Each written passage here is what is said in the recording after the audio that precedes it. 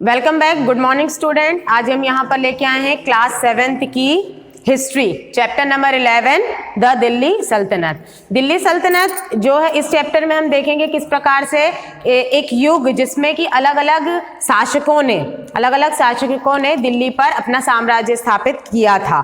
अब यहाँ पर we have already learn that Mohammad Ghori had establish his empire over the north India. हम already पढ़ चुके हैं कि नॉर्थ इंडिया में किस प्रकार से मोहम्मद गौरी ने अपना एम्पायर एस्टेब्लिश किया था। He himself lived in central Asia and appointed his slave as governor to the look after his Indian territory। और वो खुद सेंट्रल एशिया में रहता था, उसके बावजूद भी उसने जो यहाँ पर इंडिया में अपने गुलाम को छोड़ के रखे थे, यानी कि भेज के रखे थे, जो कि पूरी इंडिया की जो व्यवस्थाएं हैं, उनका जो साम्राज्य है, वो उसकी देखरेख करते थे। In those days it was a trend in Central Asia to buy young peoples, train them in wherever and sell them in the sultanate। They were known as सल्तनत स्लेव। अब यहाँ पर स्लेव का मतलब क्या होता है? गुलाम। उस समय इस प्रकार का ट्रेंड था कि नए जो यूथ रहती थी, उनको जो बड़े बड़े राजा महाराजा हैं, वो उनको बाय कर लेते थे, खरीद लेते थे और उनको ट्रेंड करते थे किस प्रकार से उनको लड़ना है, किस प्रकार से वो करना है। तो इस प्रकार से वो उनको पूरा ट्रेंड करके एज ए स्लेव यूज करते थे। जैसे कि चीजों का इस्तेमाल करते ना, ऐसे एज ए स्लेव यूज करते थे। और जो स्लेव्स रहते थे, उनके जो गुलाम रहते थे, वो भी उनके लिए बहुत अच्छे से काम करते थे, उनकी गुलामी करते थे। और वो जहां पर मतलब युद्ध के समय या फिर किसी और मुसीबत के समय वो उनको सपोर्ट करते थे। Qutubuddin Aibak was one such slave who was made the governor of north west territory of India. Qutubuddin Aibak उन्हीं स्लेव्स में से एक था जिसने, जो कि नॉर्थ वेस्ट का जो पोर्शन है, वो इंडिया का जो नॉर्थ वेस्ट का पोर्शन है, वो उसकी देखरेख करता था। After the death of Mohammad Ghori Aibak establish an independent kingdom with the capital of Lahore. और मोहम्मद गौरी, क्योंकि जो कुतुबुद्दीन ऐबक था वो मोहम्मद गौरी का ही गुलाम था, मोहम्मद गौरी का ही स्लेव्स था। तो मोहम्मद गौरी के मरने के बाद जो कुतुबुद्दीन ऐबक है, उसने अपना इंडिपेंडेंट किंगडम एस्टेब्लिश कर लिया और उसने कैपिटल क्या रखी? लाहौर को उसने अपनी कैपिटल बनाई। He got recognized as an independence rule in 1208 AD and the age of Delhi Sultanate start from here. और उसने जो अपनी इंडिपेंडेंट डायनेस्टी है, वो कब स्टार्ट की थी? 1208 AD में। और वहीं से उसने एक दिल्ली सल्तनत का जो दौर होता है, वो शुरू होता है। सबसे पहले हम देखेंगे इसमें स्लेव डायनेस्टी का जो ड्यूरेशन था, वो कब तक का था? 1206 से लेके 1290 AD तक। ये जो ड्यूरेशन है, ये क्या कहलाता है? दिल्ली सल्तनत का ये कहलाता है स्लेव डायनेस्टी। इसे स्लेव डायनेस्टी क्यों कहते हैं? इसे स्लेव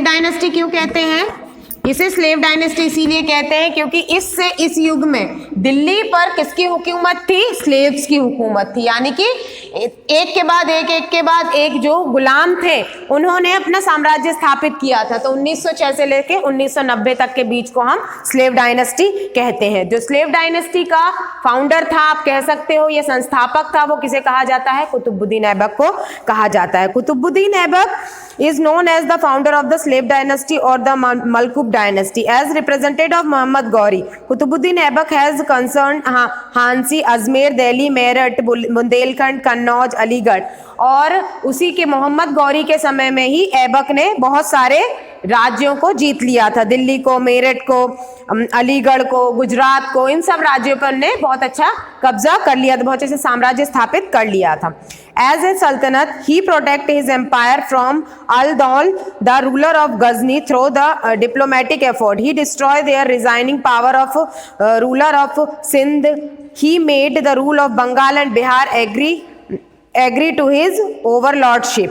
उसके बाद भी उन्होंने बंगाल पर, बिहार पर भी कब्जा कर लिया था। Qutubuddin was a great builder। Qutubuddin एक ग्रेट बिल्डर के नाम से भी इतिहास में जाना जाता है। कुतुब मीनार जो दिल्ली में है, उसका जो फाउंडर है, वो किसे कहा जाता है? कुतुबुद्दीन ऐबक को ही कहा जाता है। लेकिन जो कुतुबुद्दीन ऐबक का जब तक जीवन काल रहा था, उस पूरे ड्यूरेशन में उसने कुतुब मीनार को पूरी तरीके से बिल्ड नहीं कर पाया था, यानी कि वो जब बन रहा था उसी ड्यूरेशन में कुतुबुद्दीन ऐबक की डेथ हो गई थी। After his death his son आराम Shah ancestors the throne but as he was incapable and insufficient। Qutubuddin Aibak के मरने के बाद उसका जो बेटा था आराम शाह, उसको गद्दी पर बिठाल दिया गया, लेकिन वो एक इनकैपेबल राजा था, वो योग्य या राजा नहीं था। So the people of the Delhi with the advice of the main काजी appointed Qutbuddin son in law Iltutmish as the next sultan. लेकिन क्योंकि आराम शाह एक अच्छा रूलर नहीं था, एक अच्छा शासक नहीं था, तो वहाँ की जो जनता थी, दिल्ली की जो जनता थी, उसने मेन काजी की सलाह पर जो कुतुबुद्दीन का दामाद था इल्तुतमिश, उसको नेक्स्ट दिल्ली का सुल्तान घोषित कर दिया और आराम शाह को गद्दी से हटा दिया। आराम Shah was executed and Iltutmish become the सल्तनत ऑफ दिल्ली। और आराम शाह के हटने के बाद इल्तुतमिश कौन था? कुतुबुद्दीन ऐबक का दामाद था। तो कुतुबुद्दीन ऐबक के दामाद इल्तुतमिश को राजगद्दी पर बिठाल दिया गया। अब इल्तुतमिश का जो शासनकाल था वो कब तक का था? पहले हम यहाँ पर देखेंगे कुतुबुद्दीन का शासनकाल कब तक का था। उसने 2008 से अपनी डायनेस्टी शुरू की थी और उसकी डेथ हुई थी 1211। तो कुतुबुद्दीन ऐबक का जो था शासनकाल वो कब तक का था? 1208 से लेके 2011 तक का था। उसके बाद जो उसके दामाद ने संभाला था, उसका जो कार्यकाल था वो 1211 से 1211 से 1236 AD तक का उनका शासनकाल रहा था। Iltutmish is known as the real founder of the Turkish kingdom in the north India. और जो इल्तुतमिश था वही तुर्की किंगडम का रियल एम्पायर कहलाया। He had faced the internal as well as expressed the revolt of stubborn amirs like Qubacha, अल-दौल and ruler of Bengal. और जब इल्तुतमिश था उसी ड्यूरेशन में उसे बहुत सारी डिफिकल्टी का सामना करना पड़ा। उसी समय पे ऐसे बहुत सारे विदेशी अटैकर्स थे जिन्होंने दिल्ली पर अटैक किया था और इल्तुतमिश ने उसको दिल्ली को सेव किया था, उन अटैकर से दिल्ली को सेव किया था। He suppressed the rising power of ruler of Jalore and Ranthambore who had become the independent ruler after the death of Qutbuddin Aibak. He protected the kingdom from the attack of Mongols. He died in 1236. उसने कई बार दिल्ली को Mongol के attack से बचाया था और at last उसकी death 1236 AD में हो गई थी। अब 1236 AD में होने के बाद जो नेक्स्ट दिल्ली सल्तनत का जो राजा था वो किसे घोषित किया गया? वैसे तो इल्तुतमिश के 4 बेटे थे, लेकिन उसके बावजूद भी क्योंकि वो चारों बेटे काबिल नहीं थे, इसीलिए 4 बेटों के होने के बावजूद भी इल्तुतमिश की जो राजगद्दी थी वो किसको उस सिंहासन पे किसको बिठाला गया? रजिया सुल्तान को बिठाला गया, जो कि इल्तुतमिश की बेटी थी। रजिया सुल्तान का जो टाइम ड्यूरेशन था वो 1236 से लेके 1240 AD तक था। ये रजिया सुल्तान का टाइम ड्यूरेशन था। Iltutmish has nominated his daughter Razia as his successor because he did not considered as of his son worthy of his throne. Razia dressed up like man used to attend court and led the army in war. और जो रजिया सुल्तान थी वो जो court में एक पुरुषों की वेशभूषा पहन के, पूरी तरीके से पुरुषों की वेशभूषा पहनकर राजगद्दी पे बैठती थी, कोर्ट में बैठती थी और एक पुरुष की तरह ही पूरे सोल्जर्स को, आर्मी को का नेतृत्व करती थी। The Turkish nobles did not like the idea of being rule of woman and he started plotting and revolting against her। क्योंकि वो एक महिला थी, क्योंकि एक औरत थी, तो वहाँ के जितने भी दिल्ली के जितने भी अमीर थे वो ये बिल्कुल गवारा नहीं कर रहे थे, बिल्कुल एक्सेप्ट नहीं कर रहे थे कि उनके ऊपर कोई लेडी हुकूमत करे। तो वो लोगों ने क्या ट्राई किया? उन लोगों ने ट्राई किया कि रजिया सुल्तान को किसी ना किसी तरीके से राजगद्दी से हटाया गया और कई बार उन्होंने ये प्रयत्न भी किए। The most prominent revolt among this was led the governor of Bathinda To suppress this revolt, Razia attacked Lahore. In the ensuing battle, her commander of chief Yaqut was killed and Razia was taken prisoner. और इसी अवज में कई बार उस पर attack हुए. अपने राज्य को बचाने के लिए उसने रजिया लाहौर पर अटैक किया और इसी ड्यूरेशन उसका जो चीफ मिनिस्टर था याकूब वो मारा गया. और जैसे ही याकूब मारा गया उसकी शक्ति जो है बहुत कम हो गई और रजिया को कैद कर लिया गया. Later, Razia married Altunia and both of them together attacked Delhi, with which Razia was defeated and later killed. उसके बाद जो अल्तुनिया था उसने रजिया को कैद कर लिया था और कुछ समय कैद में रहने के बाद रजिया सुल्तान ने अल्तुनिया से शादी कर ली और फिर दोनों ने मिलकर दिल्ली पर अटैक किया. लेकिन इसमें रजिया की मृत्यु हो गई, डेथ हो गई. आफ्टर रजिया बैरम शाह, रजिया के बाद रजिया हार गई, रजिया की मौत हो गई और रजिया के बाद दिल्ली की जो सत्ता है वो कई शासकों के हाथ में आई, जैसे कि ब्रह्म शाह 1240 से लेके 42 एडी तक, अलाउद्दीन 1242 से 46 एडी तक, नसरुद्दीन, इस प्रकार से. और जो उसके जो राज्य के जो राजा बने ये कुछ छोटे छोटे समय के लिए यानी कम कम समय के लिए बने, क्योंकि वो लोग इतने शासक नहीं थे, इतने योग्य नहीं थे कि इतने बड़े साम्राज्य को बहुत आसानी से चला सके. उसके बाद नेक्स्ट है बलवन. बलवन भी स्लेव डायनेस्टी का ही एक सोल्जर था.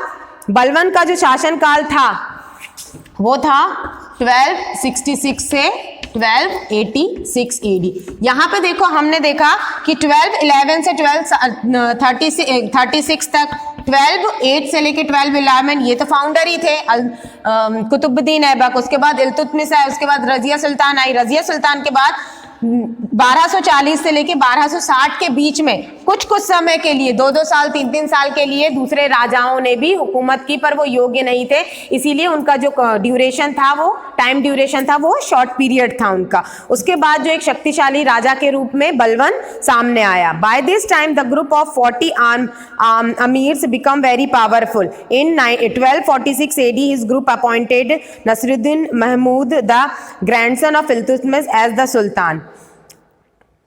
Mahmud appointed Balwan as his wazir. Mahmud died childless and Balwan appointed himself as the Sultan of Delhi. जो बलवन था वो नसरुद्दीन महमूद का गुलाम था, नसरुद्दीन महमूद का वो वजीर था. और जो नसरुद्दीन महमूद था उसके मरने के बाद, क्योंकि नसरुद्दीन महमूद चाइल्डलेस ही उसकी डेथ हो गई थी, यानी उसकी कोई भी संतान नहीं हुई थी और उसकी मृत्यु हो गई थी. तो ऐसे टाइम में जो बलवन ने ही दिल्ली सल्तनत पर अपना कब्जा कर लिया. बलवन एक क्रूर शासक था. उसका शासन इतना ज्यादा मतलब क्रूर था कि वहां की जो जनता है वो भी त्राही कर रही थी, वो भी बहुत ही ज्यादा निराश थी. Immediately after becoming the Sultanate, Balban boldly crushed the power of 40 because he believed in the absolute power and prestige of the Sultan. His theory of kingship was that the king is representative as a god. और उसकी जो शासन करने की जो theory थी वो ऐसी थी कि जो राजा होता है वो गॉड के समान होता है और जो भी उनसे बात करेगा, जो भी उनके समक्ष आएगा वो उनको सर झुका के उनका सजदा करेगा, सर झुका के उनको नमन करेगा. और जो ऐसा नहीं करता था बलवन उसे बहुत ही बुरी तरीके से पनिश करता था. बलवन punished the rebellious people mercilessly. Balwan adopted a very trend policy which is great known as the policy of blood and iron. उसने एक पॉलिसी चलाई थी, ब्लड एंड आयरन नाम से उसकी पॉलिसी जानी जाती थी. Balwan was imperial in his given justice and was favor of giving harsh punishment to those who were cruel of his slave. और वो ऐसे गुलामों को मतलब जो उनसे विद्रोह करते थे या फिर जिनको वो पसंद नहीं करता था या थोड़ी भी मिस्टेक करता था, जो बलवन है वो उनको बहुत बुरी तरीके से पनिश करता था. He organized a powerful army and established a village squad, repaired old fort and built new ones. और अगर हम आर्किटेक्ट की बात करें तो बलवन ने बहुत सारे ऐसे ओल्ड जो फोर्ट थे, ओल्ड किले थे, पुराने किले थे, उनकी मरम्मत करवाई थी, बहुत सारे किले नए बनवाए थे और उसने एक पावरफुल आर्मी तैयार कर ली थी। ही cleared the forest around Delhi and build security wall. उसने दिल्ली के आसपास के जंगलों को साफ किया और एक सिक्योरिटी वॉल तैयार की, एक सिक्योरिटी मतलब एक दीवार तैयार की, सुरक्षा के नाम पर एक दीवार तैयार की with check post. In this way he protected the kingdom from the attack of Mongols. और इस प्रकार से उन्होंने मंगोल्स के अटैक से दिल्ली को बचाया। एंड मेवार्ड्स एंड अदर हैजर्ड। और इस प्रकार से और भी जो अटैकर थे उनको दिल्ली से इन्हें बचाया। ओके स्टूडेंट, तो यहाँ पर स्लेव डायनेस्टी यहाँ खत्म होती है। और भी ऐसी बहुत सारी डायनेस्टी है, खिलजी डायनेस्टी है और इसी ड्यूरेशन में मुगल्स भी आए थे। तो ये सारी जो स्टडीज है हम आगे के वीडियो में पढ़ेंगे। Thank you and have a nice day.